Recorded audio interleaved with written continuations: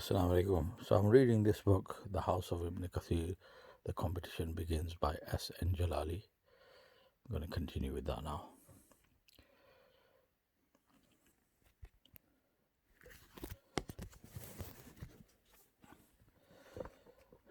We are up to page 5, on to page 6. Time passed quickly, and before long the day of Yusuf's departure had arrived. Back in the car, Yusuf shuffled uncomfortably in his seat. Not the most seasoned of travellers, he was finding it difficult to tolerate the long journey. He glanced impatiently at his watch for what must have been at least the 20th time. Abu, are we going to be there soon? He pleaded. How much longer do we have? Well, that would be 30 minutes minus the 5 minutes from when you last asked me, replied Abu, smiling, as he looked up through the rear view mirror at Yusuf's agonized face. Yusuf leaned his head back against the seat and let out a noisy sigh of exasperation. Goodness me, you are impatient today, Yusuf, exclaimed Ummi, shaking her head in disapproval. Remember, Allah loves those who show patience. Well, let's hope that the academy sorts that out. We do have high hopes for you, you know, son, added Abu cheerfully. In fact, Abu only wished that he himself could have had such an opportunity. It was a chance of a lifetime for Yusuf, and his father realized what a blessing this could be for him. It would help him not only in this life, but in the next life too. Yes, Abu, I understand. I do want to make you proud of me, Yusuf flushed guiltily.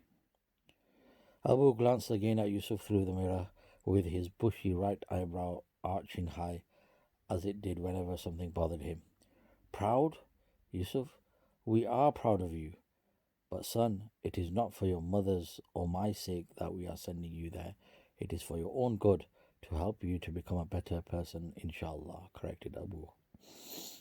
Yusuf silently absorbed his father's words of advice.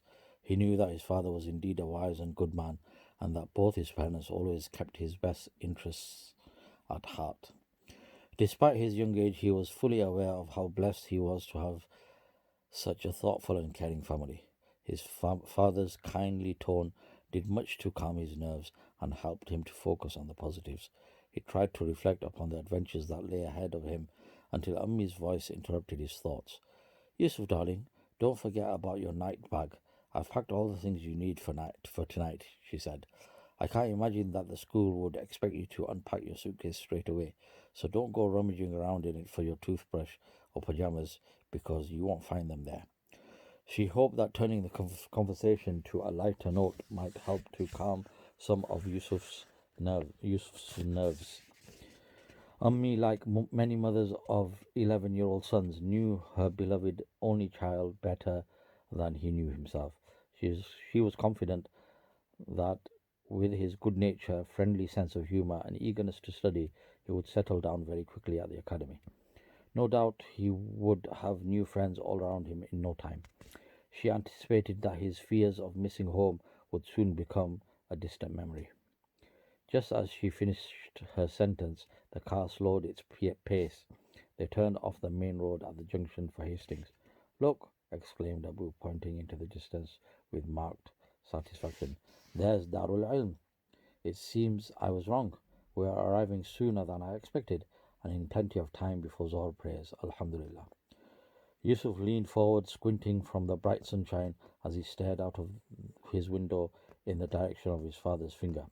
Sure enough, etched into the skyline was the very impressive grey stone building of Darul Ilm Academy. Two imposing towers, one on either side of a large central facade, soared up into the sky. Yusuf studied the scene before him. There were woodlands to the far right, and he could just about make out the distant glimmer of the sea along the horizon next to them. He was taken aback by the sheer magnitude of the place. This was to be his home for the next few years. It's so big, exclaimed Yusuf, staring in awe, his mouth almost agape. His first impression was a troubled one. Being such a huge place, he feared that it could well take the rest of his life. take the rest of his school life to find his way around. No doubt there would be a maze of corridors and rooms. He could find himself lost for hours on end. Did his parents really believe that they would see him again? Not likely, judging by the size of the place, thought Yusuf resentfully. He could go in there, only never to come out again. He began to wonder if Ammi and Abu really knew what they were letting him in for. But as the car began to draw closer to the school, Yusuf saw the grounds in their full splendor. His perturbed mood began to ease. Darul Ilm Academy was indeed an impressive school, built on many acres of land. According to the prospectus, it featured a wide array of facilities, including football and cricket fields, an archery range, and even a large set of stables. Reading about it was one thing, but now Yusuf was actually beginning to see some of these things for real. He could sense a feeling of anticipation creeping into his heart. Before long, Yusuf was imagining himself exploring the extensive grounds, galloping on horseback, and firing arrows towards suspended targets. But despite his growing excitement, he could not entirely shake off the anxiety he felt over over this next phase of life he was about to enter. It was not long before he found himself passing through the school gates and on into the bustling car park, which seemed to be full of families just like his. That's the end of chapter 1. Chapter 2, Registration. The car park was chock-a-block, filled with the commotion of 100 families frantically searching for a space to park. Some, having arrived early in the morning, had already found spaces and were now busy unloading their luggage. Others were eagerly making their way up the large flight of steps that led to the grand entrance of the school. It was a whole 20 minutes before Yusuf and his family found themselves standing in the impressive entrance foyer of the school. They were received by a pair of older boys who had arrived the day before in preparation for the job of welcoming the new boys and returning younger pupils. Yusuf guessed that they were probably sixth formers. They promptly directed him and his parents to the registration desk. Ammi smiled approvingly as she met the two seniors, smartly dressed in the Darul Ilm uniform. They sported tidily trimmed beards and grey blazers embroidered with the school crest. Their shoes were polished so well that she could almost see her reflection in them. She hoped that her own son would one day grow into an impressive, well-mannered young man like these two. As they moved along the large corridor, Yusuf gazed wide-eyed from left to right at the numerous paintings that lined the beautifully carved panelled walls. They depicted grand mosques and scenes from Islamic history. Yusuf pondered about the people who had constructed such huge buildings and what it must have been like to live in those times.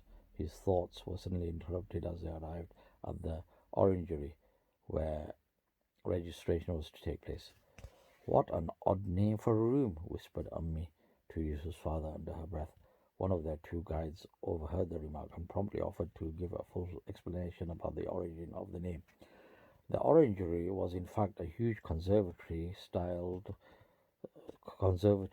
room decorated with a profusion of plants and flowers. It had been given that name because in the past the room was used to store the orange trees over the winter months to protect them from the frost. It was now used as part of the dining room. But for today's purpose, it had been set up as an area for registration and a drop-off point for the new students. As Yusuf and his family entered the great room, they were soon surrounded by pupils, some very young like himself and others a little older. Some of them looked more like young men than boys, with neat little beards and crisp school uniforms just like Yusuf's. He was very proud of his new school attire, which was quite different from what he had worn in the past in his Birmingham school. It consisted of a white jalabia with stiffened collar. Jalabia is like a shirt. A grey blazer with the school logo stitched neatly onto the breast pocket and finished off with a white dopey snugly fitting his head, a skull cap. Yusuf sensed an atmosphere of great excitement as the room buzzed with greetings and joyous reunions. "Assalamu alaikum, Muhammad," shouted a lanky boy from across the hall. "How was the break?" "Taha," yelled another. "I thought you said you'd keep in touch. I knew you'd forget." Yusuf felt a little bewildered at the sight of the new faces. Most of them seemed to know each other so well. Look, there's Abdullah, cried the lanky boy, laughing heartily. Subhanallah, he's fattened up a bit at his mum's over the holidays. He gestured wildly towards a rather plump-looking pupil who barely fitted into his school blazer. Over here, Abdullah. Assalamu alaikum, ya Habib. What have you been eating for breakfast over the halls? Parathas, chips, or maybe both? An explosion of laughter followed, which seemed to resound around the room. Yusuf's lips had curled up into a reluctant smile as he listened to the friendly banter that was taking place. Despite the merriment, Yusuf was suddenly seized by a disturbing thought. He shifted his attention from the group of friends and looked down at his own uniform as though seeing it for the first time. He became conscious of a sense of apprehension that was growing somewhere deep within him. His uniform fitted him quite well, but how well would he fit into his new surroundings? More importantly, would he be able to make friends? Sensing his uncertainty, Ummi slipped her hands into his. You look very smart, you know, my darling, just like the other boys, she said in a reassuring voice. I have to admit, I do love the school uniform. Ummi, asked Yusuf tentatively, his eyes fixed on his mother's face, are you going to be leaving straight away after registration? He began to feel very lonely despite the crowds that were now bustling around him. We have to pray Zohar first, replied Ummi, but after that we must go. I'm afraid it's the school's request. She smiled at her only child and patted him affectionately on the back. But don't worry, we'll make sure you're not left alone when we do. After some 10 minutes of having searched through the rows of registration tables and being misdirected twice, Yusuf and his parents finally arrived at the right place. Alhamdulillah, here we are. This is the one, I think, whispered Abu, as he stopped in front of a long white table. He was occupied by an old man. His head was bent downwards, busily scribbling on some sheets of paper before him. Yusuf felt his father's arm slip around his shoulders, gently ushering him forwards. Assalamu alaikum, Ustad, said Abu, clearing his throat to attract the attention of the distinguished-looking teacher. My name is Abdul Rahim, and this, my son, there's a typo here as well, it's supposed to be, and this is my son, Yusuf Abdul Rahim. A pair of hazel eyes glanced up over the antique-looking spectacles that nestled neatly on the old man's short, straight nose. Yusuf studied the new face and could not help but feel an instant warmth towards him. He seemed kind, and his greeting was both polite and welcoming. Wa alaikum assalam wa rahmatullahi wa barakatuh. To you all, you are most welcome, replied the old man in a distinctly Arabic accent. Yusuf is joining here in year 7, said Abu very proudly. This is his first time at the academy. Well, young Yusuf, said the old man, looking at the rather nervous boy standing before him, I am sure it will be a great pleasure to look after you. I have a feeling you will settle here with us in no time, inshallah.